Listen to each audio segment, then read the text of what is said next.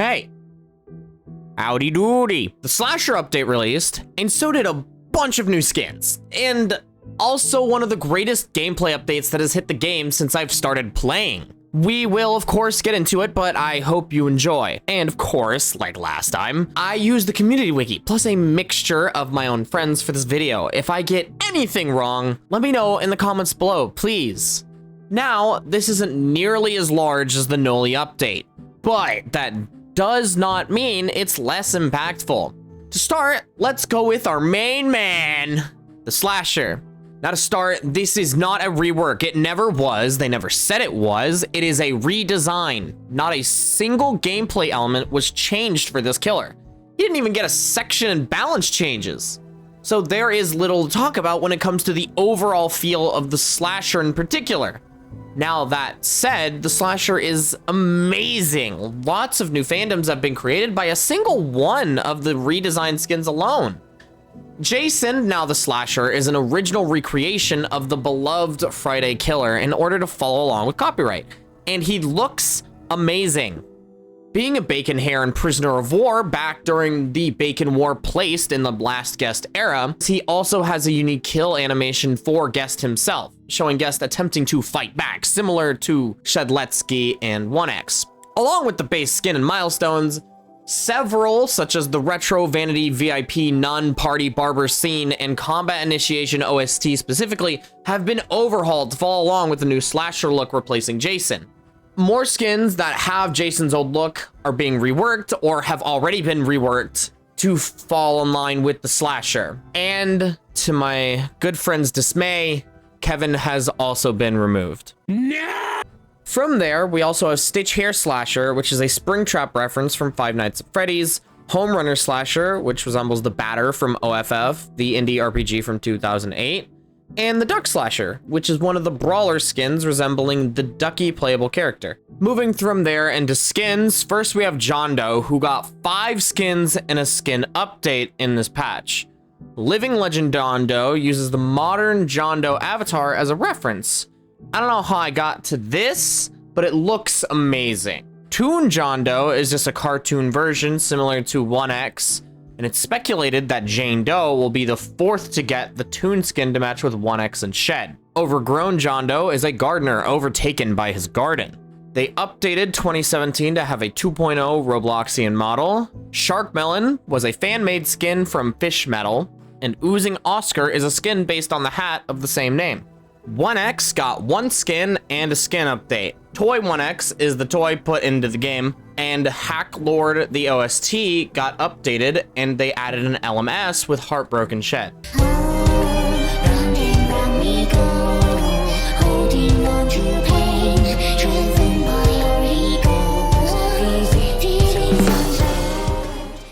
Finally, for the killers, Noli got 1 skin and 3 skin updates. Missing No Noli is given the appearance of the original Missing No from Pokemon, and his details resemble various other appearances, such as the ghosts from the Pokemon Tower. Devisto Noli got his outro, and Artful Noli got his intro, while YAAI and ASPX got updated sounds. As a last-minute addition for the killer skins, one day after the update, was the long-awaited Diva Dio Cool Kid skin, which also happens to be Miku's birthday. Moving on to Survivor skins, for Noob, we have 8 skins and 1 skin update.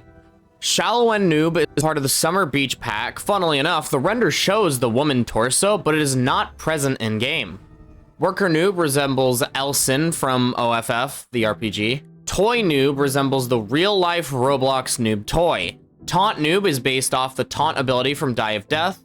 Sunny Day is another summer skin, an original skin. Jard is from the game Evade. Brawler Noob is another Brawler skin. Scout Pot is originally from BIAST, but the skin was so distinct that it got left in. The Enacon render was redone to share the face on the shirt, and Spotter Noob also got updated. For 7 and 7, we only have 2 skins. First is the Summer skin, and then Alien skin, both original skins. For Shedletsky, there's only a single skin and a skin update. Toon Shed, which is to go with 1X, and Turking got updated.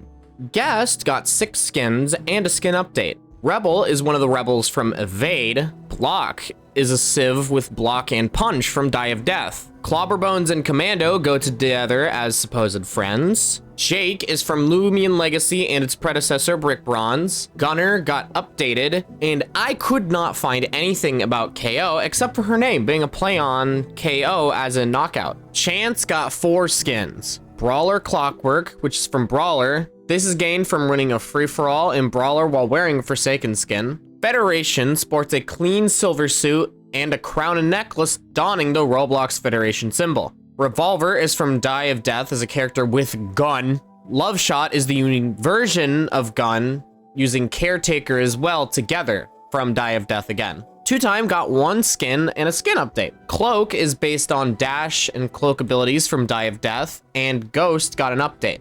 Elliot got 5 skins. Bobo is a next bot from Evade. Summer Elliot is another in the summer pack. Dog Elliot is literally just a dog. Monster Elliot is the protagonist to Pizza Game. Caretaker is the healer from Die of Death. Builderman got 4 skins and a skin update. Brawler Builder is another Brawler collab skin. Steampunk Builderman is just a steampunk themed skin. Carepad is a Die of Death collab skin. Machine Builderman Roslops has buildings with himself taking the appearance of a sentries. And Operator Builderman got an update. Dusakar got 5 skins and a skin update. Beach Sander is another summer skin. Medic Dusakar is another TF2 skin, now the TF2 Medic in Forsaken. Potsakar seems to reference Dodge the Teapots of Doom. Blood Chrome puts Dusakar into a 2000s punk teen aesthetic. Toy takes on the toy appearance, and Marisa got a full skin update. At last, Taff got 6 skins, 6 skin updates, and finally milestones. Warhead, Demolitionist, Overseer, Astral Isles, and Dark Age Ninja got updates, while Anomaly 0010 also got renamed to Intelligence. Space Lord references the hat and also Darth Vader. Shady Merc is an outfit starring the mask of the same name. Toy Taff is the toy. Sneaky Sand Schemer is the summer skin, while Tropical Trapper is another summer skin. Banana Taff is a Die of Death skin using banana peel. Finally, Taff got their milestones, and they look amazing. Woo! That was a lot. Now that is done, the balance changes are also pretty meaty.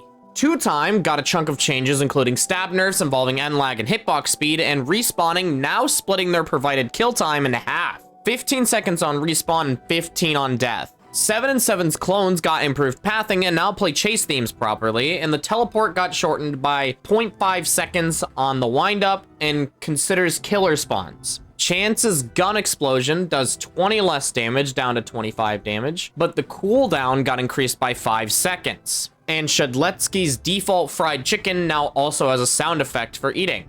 On the killer side, John Doe's unstop passive now applies for the entirety of Corrupt Energy's duration, and standing on a spike supplies Corruption 1 for 5 seconds. And the biggest of this patch, Glitched 1x's default debuff no longer applies weakness nor obscures your screen, and now obscures your health and stamina. This means for players is that the primary reason to use epilepsy mode is now gone. It no longer has an upside against 1x and simply a downside against Taft's subspace mines. If you did not figure this out, I highly recommend turning it off unless you actually need the mode.